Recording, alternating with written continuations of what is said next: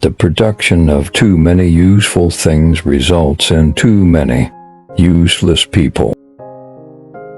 The philosophers have only interpreted the world in various ways. The point, however, is to change it.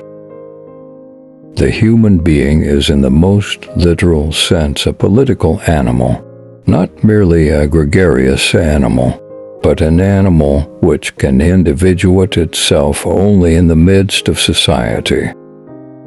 The rich will do anything for the poor except get off their backs.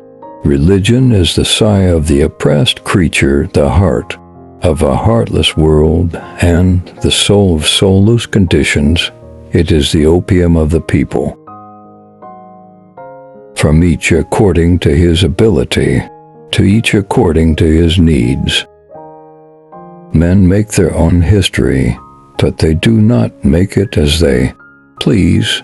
They do not make it under self-selected circumstances, but under circumstances existing already, given and transmitted from the past. Capital is dead labor, which, vampire-like, lives only by sucking living labor, and lives the more labor it sucks. Surround yourself with people who make you happy, people who make you laugh, who help you when you're in need, people who genuinely care. They are the ones worth keeping in your life. Everyone else is just passing through the history of all hitherto existing. Society is the history of class struggles. The oppressed are allowed once every few years to decide which particular representatives of the oppressing class are to represent and repress them. Necessity is blind until it becomes conscious. Freedom is the consciousness of necessity.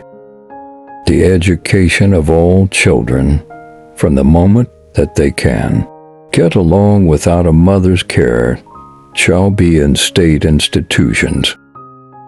The ideas of the ruling class are in every epoch the ruling ideas. Catch a man a fish, and you can sell it to him. Teach a man to fish, and you ruin a wonderful business opportunity. The proletarians have nothing to lose but their chains. They have a world to win. Workers of the world, unite. The ruling ideas are nothing more than the ideal expression of the dominant material relationships. The dominant material relationships grasped as ideas. The theory of communism may be summed up in one sentence: abolish all private property. The way people relate to each other socially under the conditions of capitalism is directly based on the production and exchange of commodities. Social progress can be measured by the social position of the female sex.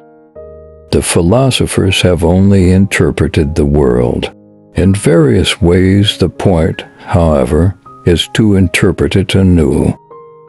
Capital is reckless of the health or length of life of the laborer, unless under compulsion from society. Revolutions are the locomotives of history. The more the division of labor and the application of machinery extend, the more does competition extend among the workers, the more do their wages shrink together. The weapon of criticism cannot, of course, replace criticism by weapons. Material force must be overthrown by material force. But theory also becomes a material force as soon as it has gripped the masses.